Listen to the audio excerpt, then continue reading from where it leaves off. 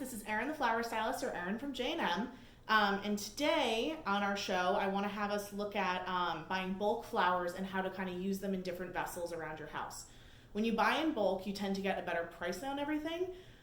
So it's a good way, like if you're just doing like a big spread or something like that, and you just want lots of color or something like that, to get all of one flower and kind of use it in different vessels to kind of create different looks throughout your house.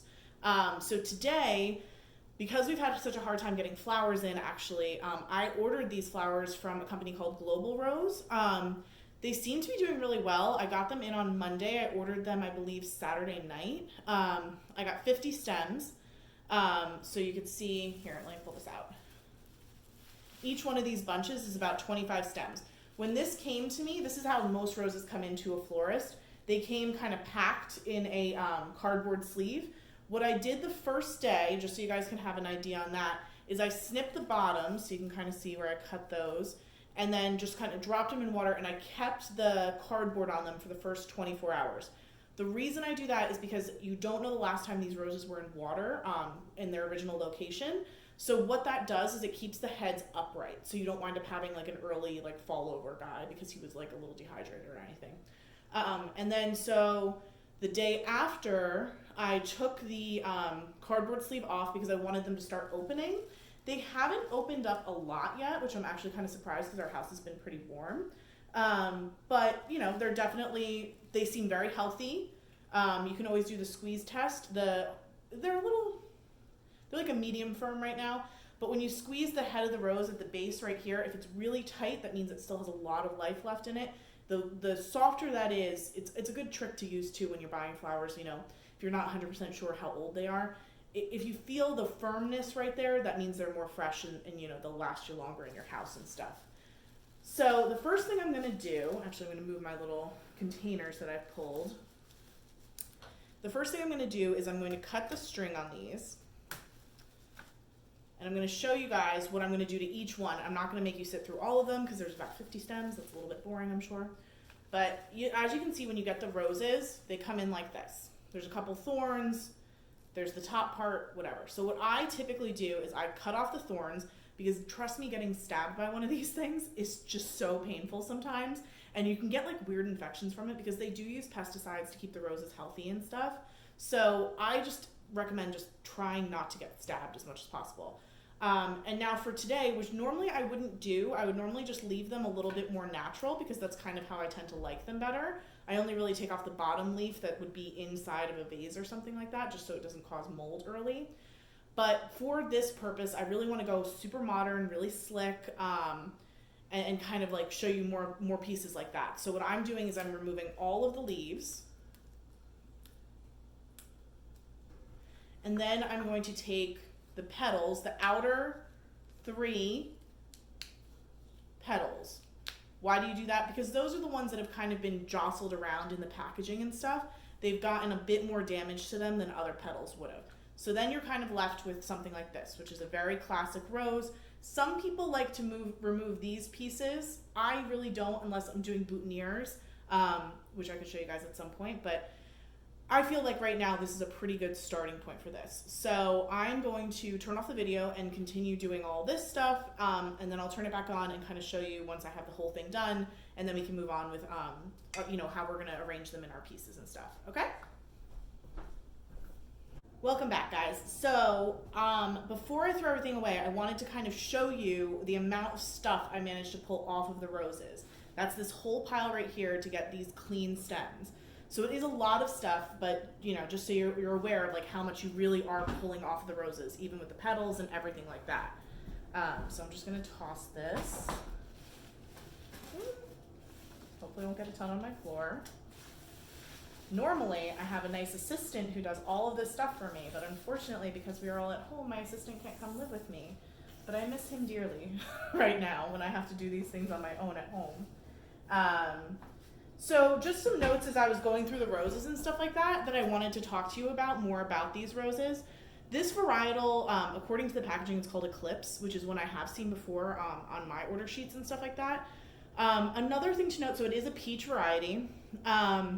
When you're looking for something with like a lot of solid color, I would be more wary about ordering lighter colored flowers just because there can tend to be a bit of fluctuation. Like for example, if you're looking at these two, you can see the difference there. Like one is like a very pale peach, one is more of like a dark, like what I would consider like almost like a pale terracotta melon color.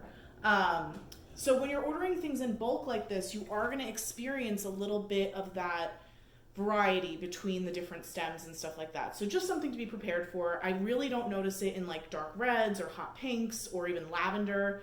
But in paler colors like light pink, peach, even some whites will come in a little more greeny or a little bit more cream colored than what we're normally used to. So just notes on that stuff. But overall, I'm pretty happy with the roses.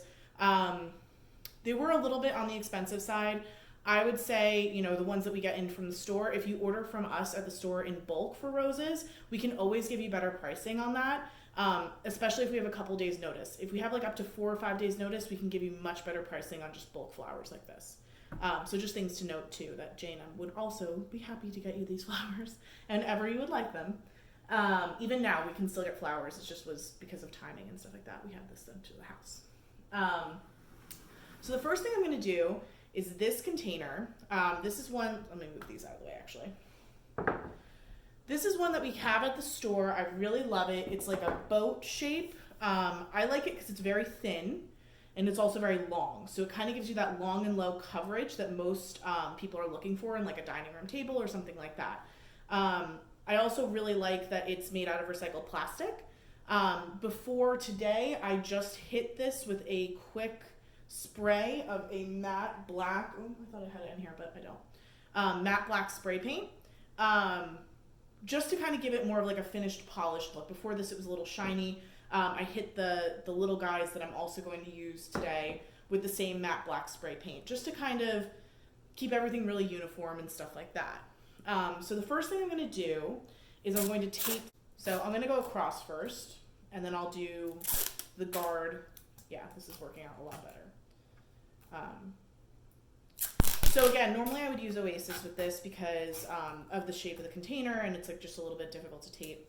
Another reason why florists, like you'll notice if you get in a flower arrangement from J&M, we have taped almost all of our vases at this point. That is strictly because of delivery purposes. It doesn't mean that we can't do things directly into the vases or, like there's like a lack of skill or anything there. Really, the thing with tape is it's just to make sure that any sort of transportation doesn't mess up the flowers. So now I'm gonna just go, don't get messed up again. I wanna get 2 rows of this going, but I just don't think that's gonna happen right now. So I'm just gonna do the one across the top. Like so. And then what we're gonna do, we're gonna stop getting this tape all messed up because that's kind of been a thing. So we're going to take the edges of the tape and just tape them down around the outside of the vase. The type of tape I'm using is I believe it's a 1/2 inch, it's considered, and it's an Oasis tape. If you try to use Scotch tape, it will not work. This is a clear Oasis tape. It's meant to get a little bit wet. It's okay. There's the other variety, which is a green Oasis tape. That would work as well, but it's almost like a duct tape material, so it's just not as seamless to hide it. So now, if you can kind of see, I'm going to tilt that forward, hopefully not spill any water. I kind of created a bit of a grid to go off of. Now with this design, I'm going to keep everything really tight and really close to the edges and stuff like that. So what I want to do is this one actually broke off when I was doing it, so I'm going to start with him and go like that. The biggest thing that you have to remember when you're doing a more modern arrangement is even if the container's small, you have to give yourself enough room on the stems there, or else you're going to have your flowers popping out of the water and you're going to be replacing flowers every 5 minutes. So I'm leaving the stems about that long, even though the container, if I went straight up like that, is only that deep. It's because we're going in at an angle to kind of create a very uniform, a very uniform look around the whole piece. So at one point someone explained this to me And they said what you're trying to do here is we're trying to go very tight around the outside. You're almost creating a spiral effect. You're going through this way and then into the middle and then into the middle. And if you'll remember from our my last video when I did the hand-tied bouquet, I was talking about the spiraling technique as well. It's just another method, even though we have the tape in already, it's another method to help you lock the stems in a little bit more. So as I'm continuing to do this, I'm just kind of trying to fill in gaps and stuff.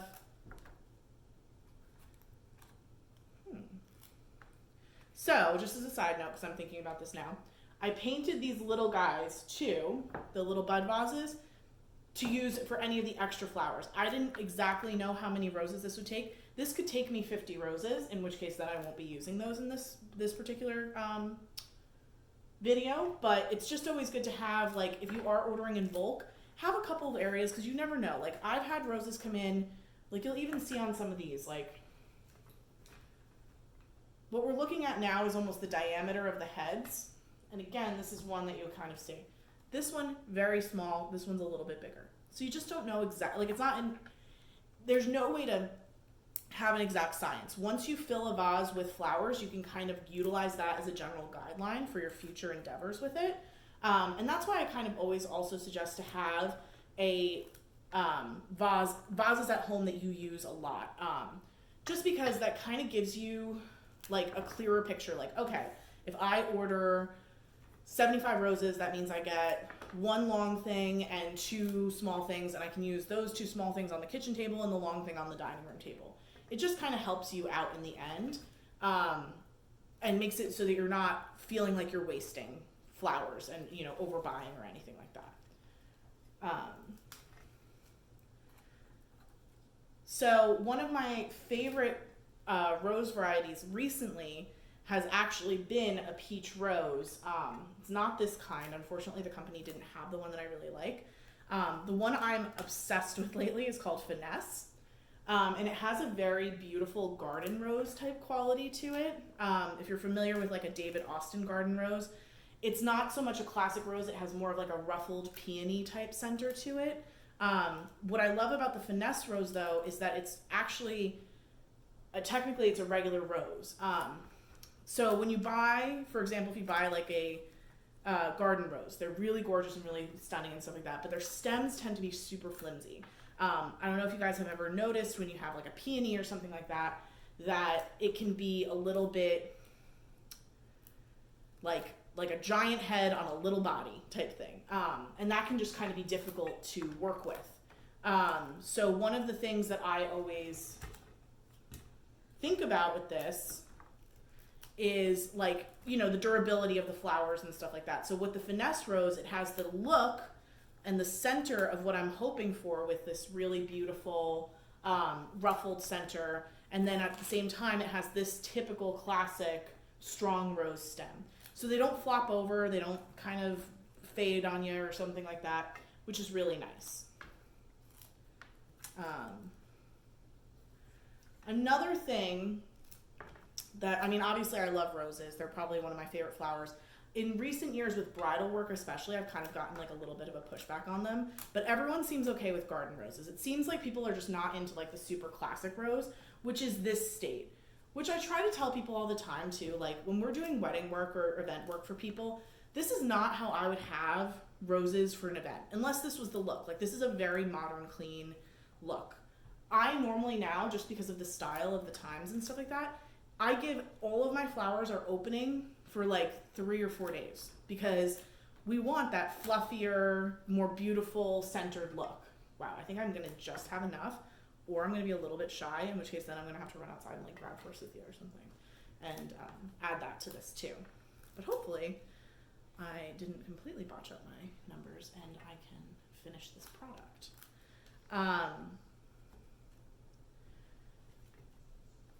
So as I continue to do this now, you'll see I did kind of 2 layers of our spiral in there. Now I'm kind of filling in the middle.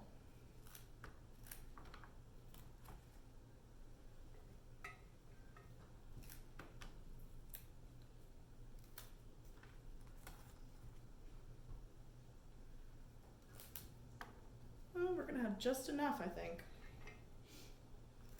So this is a good note for me to have in the future. It takes about 50 roses to fill this container, which is a great number to have in the back of my head from now on.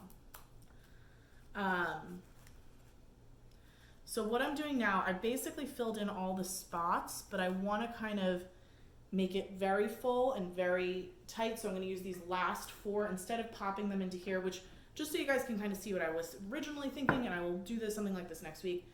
If you had leftovers of these, it would be really simple to just kind of pop 3 of them into one of these containers, and then you can use them like in your bathroom, on the fireplace, you know, really wherever you have that spacing.